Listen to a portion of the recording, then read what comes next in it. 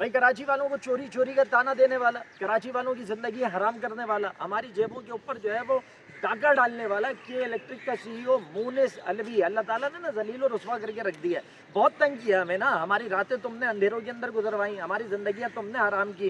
फिरौन बना बैठा था, क्योंकि दुनिया के जो इनके आका हैं ना हमने हाथ, वो बड़े बड़े लोगों के हाथ इनके ऊपर थे। ये किसी को मुंह लगाने को तैयार नहीं होता था, मुंह फाड़ के जी कह देते थे कि हम तो लोड शेडिंग करेंगे, कोई रोक सकता है तो रोक ले, ज़्यादा बिल भेजेंगे, कोई हमारा मुकाबला कर सकता है तो करके देख ले। तो ये कराची वालों की बद्दुआएं अगर इसके मुंह पे पड़ी हैं कि इलेक्ट्रिक के सीईओ को नौकरी से फारिग करने और 25 लाख रुपए जुर्माना अदा करने का हुक्म दे दिया गया है मोतसिब की जानिब से। हुआ क्या है, देखिए एक आदमी होता है जिसने करप्शन की हो, बहुत गलत बात है, किसी के सर फाड़ा बहुत गलत बात है, कहीं पर रूस तोड़े बहुत गलत बात है, कोई और काम अंजाम दिया बहुत गलत बात है। लेकिन इसमें सबसे बड़ी जिल्लत पता क्या होती है, सबसे बड़ी बेगैरती ये होती है कि एक आदमी के ऊपर हैरेसमेंट का इल्ज़ाम लगे और वो साबित हो जाए। इसके ऊपर ये केस आया है कि इसने जो है वो एक खातून के साथ जो कि इनके पास जॉब करती थी उनको हरासा करने की कोशिश की, उसको हैरेस किया, उसके नतीजे में उसने मोतसिब की अदालत में इनके खिलाफ केस किया। और आज सारी कार्रवाई के बाद, ये आज की रिपोर्ट है कि सारी कार्रवाई के बाद ये चीज़ साबित हुई है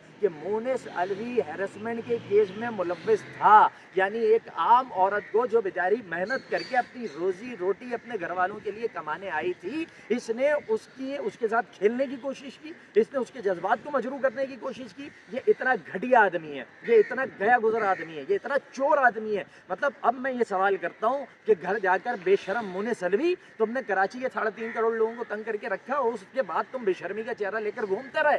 लेकिन बेशरम इंसान, अब जाकर अपने घर में अपनी माँ को मुंह कैसे दिखाओगे, अब जाकर अपनी बीवी को मुंह कैसे दिखाओगे, अब जाकर अपनी बेटी का, अपनी बहन का सामना कैसे करोगे। मतलब अब कैसे जाकर सामना करोगे कि जब ये बात साबित हो चुकी है कि हैरेसमेंट की केस के अंदर तुम मुलव्विस थे। दाढ़ी बड़ी रखी हो, कहते हैं ना चोर की दाढ़ी में तिनका, ये है वो वाला चोर है, ये वो वाला 2 नंबर आदमी है। एक तरफ हैरेसमेंट का केस, दूसरी तरफ ये नहीं है कि जी बंदा इस बात से इनकारी हो कि मैंने जो है वो ये सब कुछ नहीं किया। इसकी जो पूरी केस की रिपोर्ट सामने आई है उसमें ये बात जिल्ली हरूफ में लिखी हुई है वाज़ेह तौर पर कि मुनिस अलवी इस बात को एक्सेप्ट कर रहा है और इसने मोतसिब के सामने इस मामले को एक्सेप्ट किया है कि हाँ इसने खातून को हिरासा करने की कोशिश की। वो आती थी जॉब करने और ये उसको अपने साथ खाने पे ले जाने के जो है वो पैगामात भेजता था, उसको टॉर्चर करता था, ये उसको जहनी अजियत देता था कि वो जो है वो इसके साथ जो इसकी वो है ना जहन का जो गंद है, जो जहन के अंदर की बेगैरती है, जो अंदरून की जलालत है, ये होते हैं हवस के पुजारी, बेहया और बेशरम लोग बड़ी कुर्सियों के ऊपर भी बैठ जाते हैं, उसके बावजूद इसके अंदर, इनके अंदर का गन, इनके अंदर का छोटापन ख़त्म नहीं होता।